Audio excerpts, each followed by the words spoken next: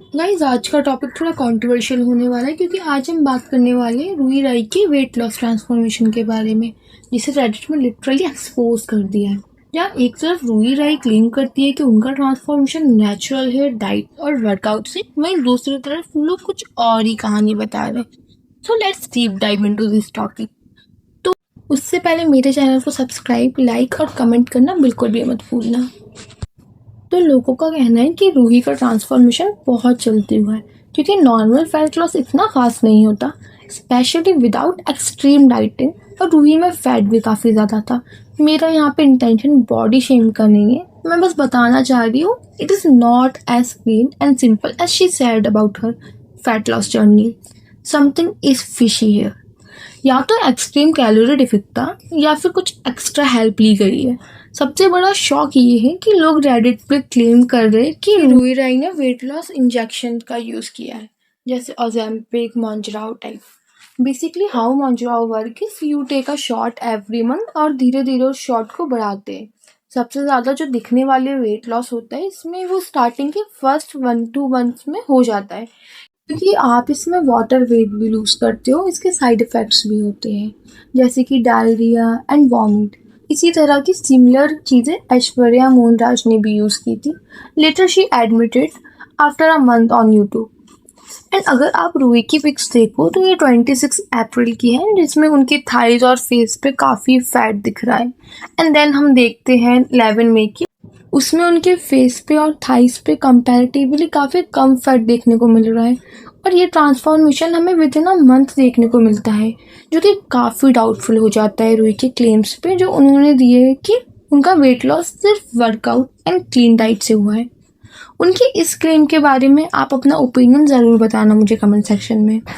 देखो, if she might be using weight loss drug but उस body को maintain करने के लिए वो डेफिनेटली वर्कआउट तो कर रही है क्योंकि इसके बॉडी में वो टोन तो दिख रहा है। एंड उसने ना वेट लॉस को ही अपनी होल पर्सनैलिटी बना लिया है, विच इज़ ओके इफ़ आपने उसके लिए हार्ड वर्क किया है। बट अगर आपने इस जर्नी में वेट लॉस ड्रग यूज़ किया है then it is very wrong and misleading to your audience, which is very wrong क्योंकि she is promoting her BF workout plans as a holy grail, जैसे सिर्फ इसी वजह से उसका वेट लॉस हुआ। Moreover he suggest not eating stuff like dry fruits. I mean if you eat dry fruits in moderation it will be great for weight loss. And ये भी हो सकता है कि ये पूरा ट्रांसफॉर्मेशन एक प्लान ब्रांडिंग मूव हो सकता है क्योंकि रूही का बॉयफ्रेंड फिटनेस इन्फ्लुएंसर है और उन्होंने वेट लॉस के बाद उन्होंने फिटनेस कंटेंट और पुश करना स्टार्ट कर दिया। देखो, अब मेरा कंक्लूजन क्या है, तो रूही ने कभी ओपनली एक्सेप्ट नहीं किया कि उन्होंने कोई इंजेक्शंस या ट्रीटमेंट लिया है।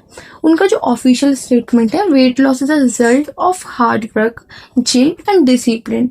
एंड हॉनेस्टली ये भी पॉसिबल है।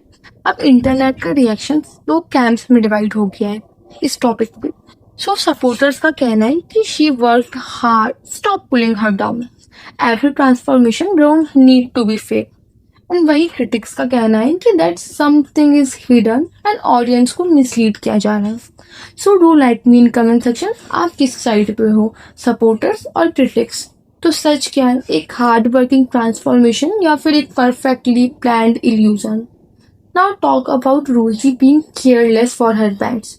सो आपको इस क्लिप में दिख रहा होगा कि वो वाइट कैट को ट्रेडमिल में रख रही है, which is very dangerous for cat. And उन्होंने एज अ फनी वे में लिया हुआ है। लाइक उनके कैप्शन ही देख लो, meet our new client used in a joking और a fitness context. It felt that cat was being used for views and content. Many users were seriously and concerned and give reactions. Idiots like them should not be allowed to help animals, putting cats' life at risk for views. तो देखो, उनके ऊपर लगे हुए accusation सही तो है animal safety concern के लिए। Treadmill is dangerous for pets, specially अगर कैट ट्रेंड ना हो।